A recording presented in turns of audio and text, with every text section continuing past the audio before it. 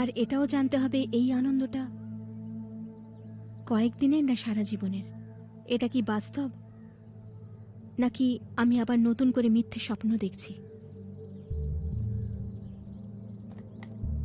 জীবনটা ছেলে খেলা নয় চৈতন্য। আফটার অল আমাকে বাড়ি ফিরে যেতেই হবে। ওকে।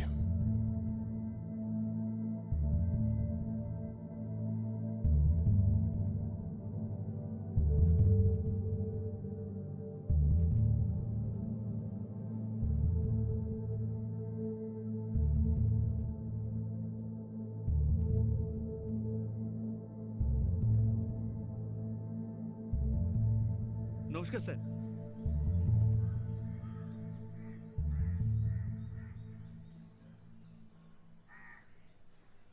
তাহলে আবার দেখা হবে? তুমি কি তাহলে এর মধ্যে হায়দ্রাবাদ আসবে নাকি? না, ভাবছিলাম যদি তুমি মাদ্রাসে আসো। আমার ওখানে কোনো কাজ নেই, ওখানে যাওয়ার কোনো প্ল্যানও নেই। ও, আমারও হায়দ্রাবাদে আসার কোনো প্ল্যান নেই। তার মানে আমাদের খুব শিগগিরই আর দেখা হচ্ছে না। ওকে।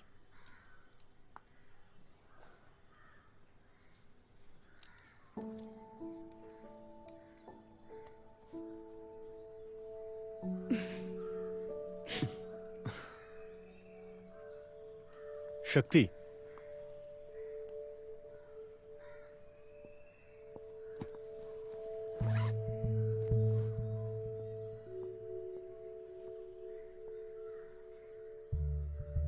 মেয়েটার ডানা আছে, কিন্তু পা দুটো তার মাটিতে বাঁধা, বাস্তবের মাটিতে। এটা তোমার জন্য। আপনি যতটা নিজেকে চেনেন, অনেক সময় অন্য কেউ তার থেকে অনেক ভালো আপনাকে চিনতে পারে। এটা তুমি বানিয়েছো? Something like that. পুতুলটা যেন তোমারই প্রতিরূপ।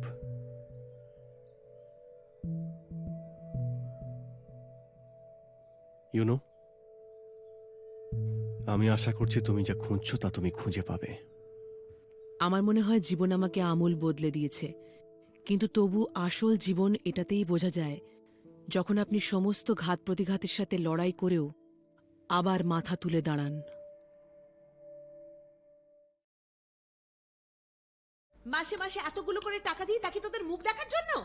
একটাই কাজ তো করতে বলেছিলাম তোদের, ছেলেটাকে একটু চোখে চোখে রাখতে। সেটুকু কি তোরা করতে পারিস না?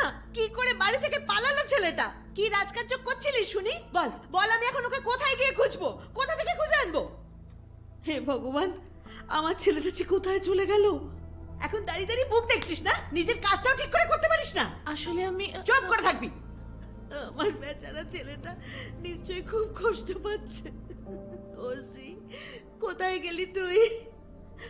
এই, তুই সেদিন বললি না শ্রীকে যেন তুই কোন একটা পার্কে দেখেছিলি? ওই পার্কে আমাকে নিয়ে যাবি? এখন তুমি ওকে কোথায় খুঁজবে বলো তো? তুই চুপ কর। শোন, একটা কাজ কর, যা গিয়ে একটা রিক্সা ডেকে নিয়ে আয়। আমরা এক্ষুনি ওকে খুঁজতে বেরোবো। এভাবে ওকে পাওয়া যাবে না মা। দাঁড়িয়ে দাঁড়িয়ে মুখ দেখছিস কি? কথাটা কানে ঢুকছে না? যা, শিগগিরই যা।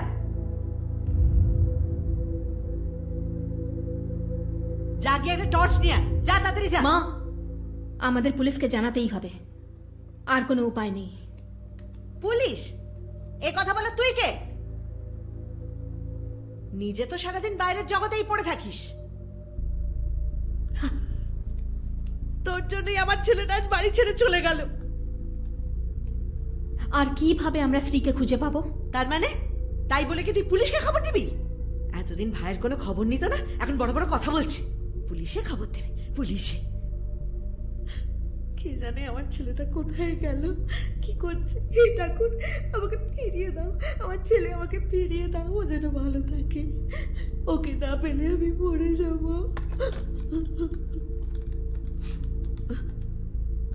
তোকে বারণ করলাম না, তুই তাও ফোন করছিস? হ্যালো, জিএমআর অফিস, বলুন।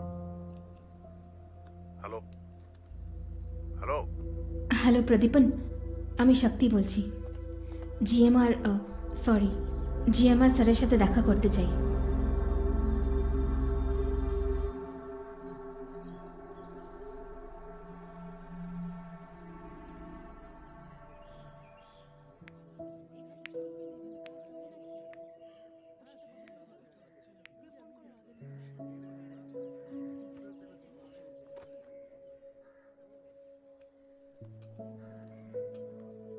খেয়ে নাও মা। উহুম, সেই কখন এসেছো? সকালবেলায় একটু খেয়ে না নাও। না, আমি ঠিক আছি মাসি।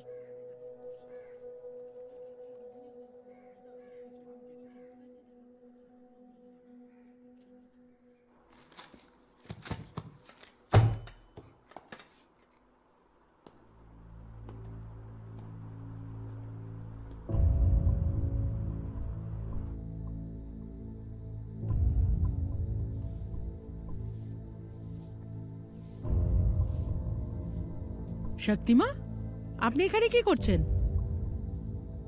আপনার মা অবশ্য এখানে আসেন, তা আজকে উনি আপনাকে পাঠিয়েছেন?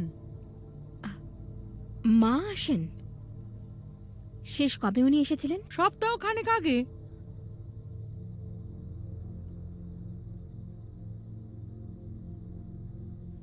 আমি আসলে জিএমআর এর কাছে এসেছি। তুমি কি জানো উনি কোথায়? এই দেখো, উনি তো কয়েকদিনের জন্য বিদেশে গিয়েছেন, ফিরতে ফিরতে 1 সপ্তাহ লেগে যাবে। আপনার মাও তো জানেন এই কথাটা।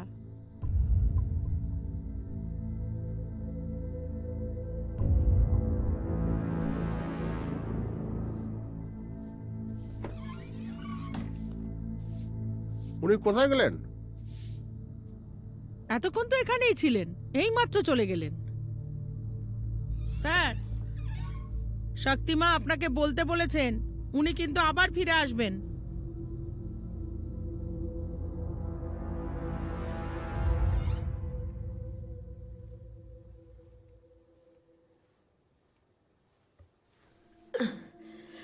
হ্যাঁ রে, ছেলেটার কোনো খোঁজ পেলি?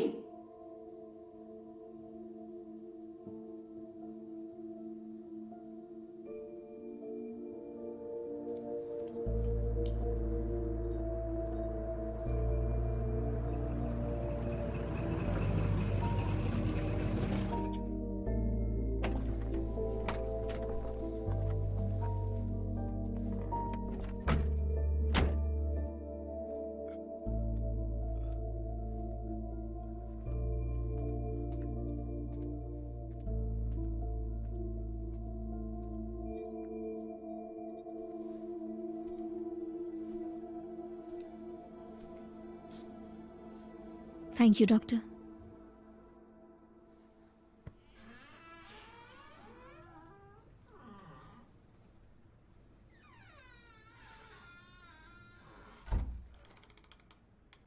মা, তুমি খুব টায়ার্ড হয়ে গেছো, 2 দিন ধরে ঘুমোওনি। যাও শুয়ে পড়ো।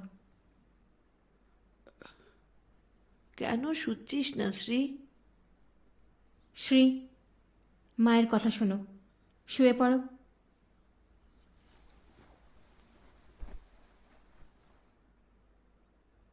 মা, এবার তো যাও, আমি শ্রেয়ার কাছে আছি। শোয়ার আগে ওষুধটা খেয়ে নিও।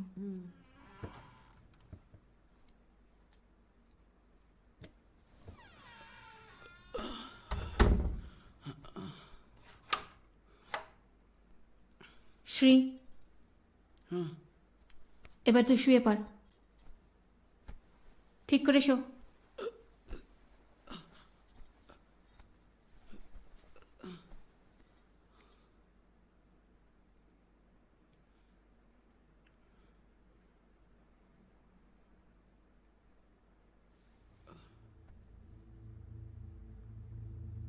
আমায় ভয় পাইয়ে দিয়েছিলি।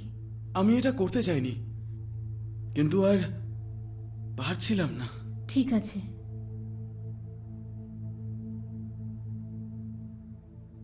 আমাকে ক্ষমা করে দে। I am sorry. বললাম তো ঠিক আছে। এবার শুয়ে পড়, আমি লাইটটা অফ করে দিচ্ছি। তোর সাথে একটু কথা বলতে পারি? বল।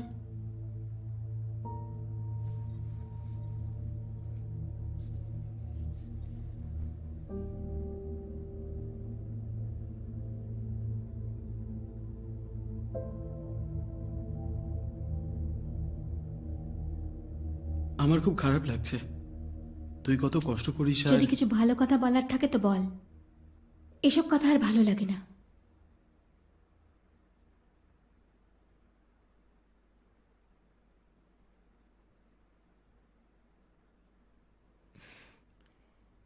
ছোটবেলায় আমরা কত কথা বলতাম। আমাকে বল, তোকে কে কি বলেছে? আমি তাদেরকে ছাড়বো না। আমি থাকতে তোর কোনো চিন্তা নেই।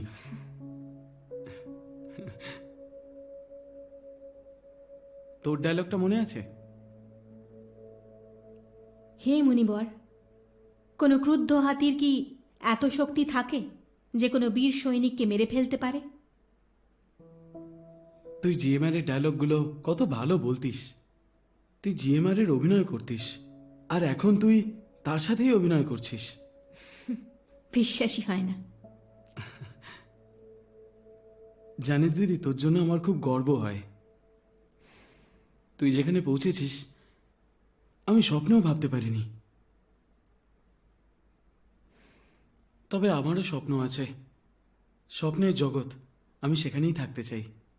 স্বপ্নের কাছে আমি হেরে যাওয়ার মতন মানুষ নই, সেরকম ছেলে নই যে দিদির রোজগারের টাকায় সারা জীবনটা কাটিয়ে দেবে। তুই আমার ভাই, আমার টাকা তো তোরই টাকা। তুই আমার জায়গায় থাকলে তোর টাকা কি আমার টাকা হতো না? তোর জায়গায় আমি থাকলে টাকাই থাকতো না। আমি একটুও মিথ্যে বলছি না। আমরা যেখানে পৌঁছেছি সব তোর জন্য। এত বড় বাড়ি, এইরকম লাইফস্টাইল, এই সব কিছু তোর জন্যই সম্ভব হয়েছে, বুঝলি?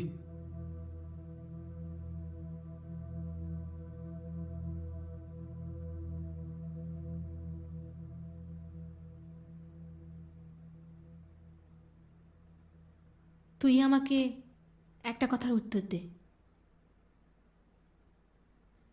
मेरे पास बंगला है, गाड़ी है, प्रॉपर्टी है, बैंक बैलेंस है। तुम्हारे पास क्या है? मेरे पास माँ है। ঠিক তাই।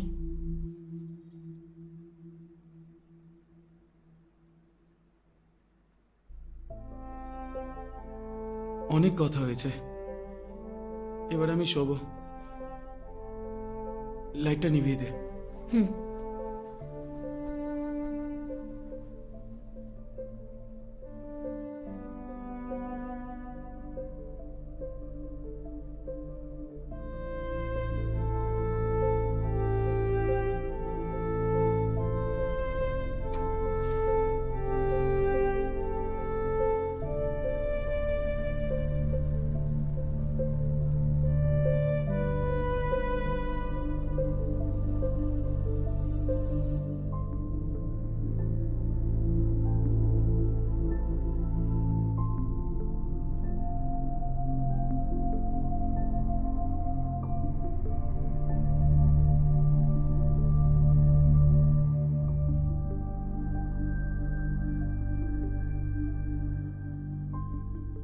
আমার ভাইকে আপনারা সুস্থ করে ফিরিয়ে দেবেন তো?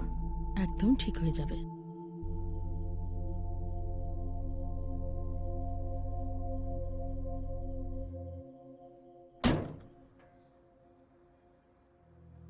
অনেক মেয়েই বলে থাকে যে মেয়েরাই মেয়েদের সব থেকে বড় শত্রু। জানি আমি তারা একথা কেন বলে, কারণ আমাকে আমার জীবনের সব থেকে লম্বা লড়াইটা লড়তে হয়েছে একজন মহিলার সাথে। কিন্তু আমি জানতাম আমার লড়াইটা সেই মহিলার বিরুদ্ধে ছিল না, সে তো সামান্য একটা বোড়ে ছিল, পুরুষের বানানো খেলার ভয়ঙ্কর চালের বোড়ে। কিন্তু অনেক সময় ওই বোড়েকে ধ্বংস করতেই হয় আসল পুরুষটিকে উচিত শিক্ষা দেওয়ার জন্য। ওকে তোরা কেউ দেখিসনি? হ্যাঁ, ও তো বলেছিল কোথাও বেরোবে না। শক্তি, শক্তি, শ্রী ওর ঘরে নেই।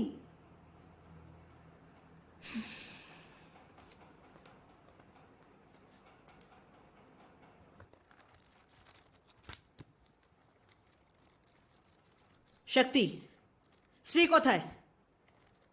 কানে কথা যাচ্ছে না তোর? কোথায় গেছে ও? তুমি আমার জীবনটা নষ্ট করে দিয়েছো বলে ভাগ্য তোমার থেকে তোমার ছেলেকে কেড়ে নিয়েছে। যত ষড়যন্ত্র করবে ততই কষ্ট পাবে। এখন বুঝতে পারছো আমার সাথে বেইমানি করার ফল? আমার ওপর শোধ নিতে তুই ওর ক্ষতি করবি? ও তোর নিজের ভাই না?